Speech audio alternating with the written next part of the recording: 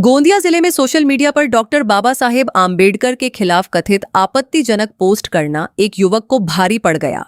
डुगीपार police ने आरोपी गौरेश बावनकर को गिरफ्तार कर लिया है। आरोपी पर एट्रॉसिटी एक्ट सहित कई धाराओं के तहत मामला दर्ज किया गया है।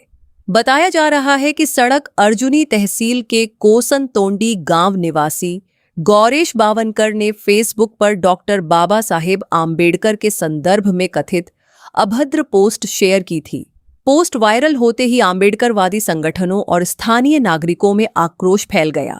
इसके बाद डुगीपार पुलिस थाने में शिकायत दर्ज कराई गई।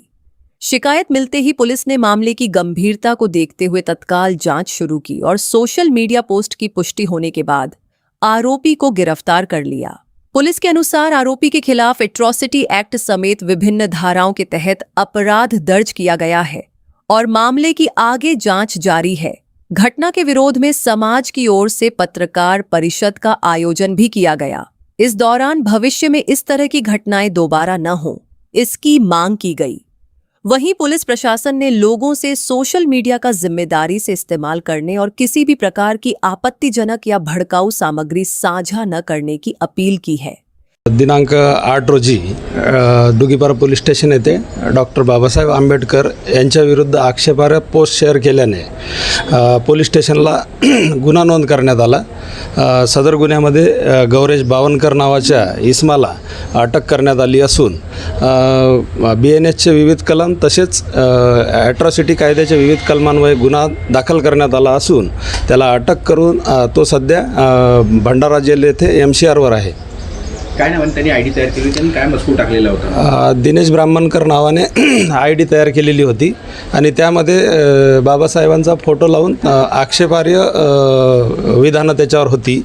त्यावरून आपण गुन्हा दाखल केलेला आहे। यापूर्वी त्याचं कुठलंही रेकॉर्ड नाही आहे। त्या गुन्ह्याचा तपास माननीय उपविभागीय पोलीस अधिकारी पाटील साहेब करत आहेत आणि या गुन्ह्याचा सखोल तपास करून पूर्ण शेवटपर्यंत हा तपास केला जाईल। समाज बांधवांनी यात पत्रकार परिषद घेतली, आपण देखील त्या ठिकाणी उपस्थित होते। काय नेमकी मागणी आता केलेली आहे? त्यांनी जे निवेदन दिले आहे त्याची सुद्धा चौकशी केली जाईल। आज जे निवेदन दिले आहे त्या संदर्भात केली जाईल।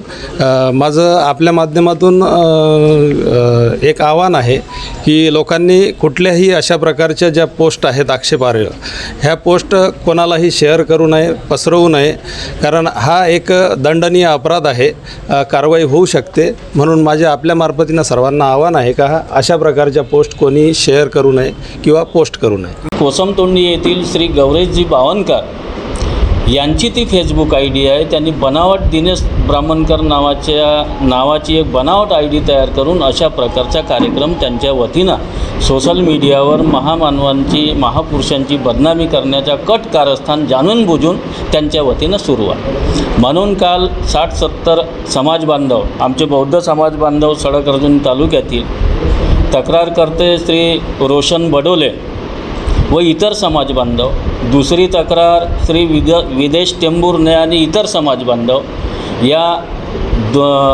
यांच्या मुख्य तक्रारकर्ते म्हणून आणि इतर आम्ही जे समाज बांधव म्हणून काल माननीय डुगीपार ठाणेदार यांना तक्रार दिली।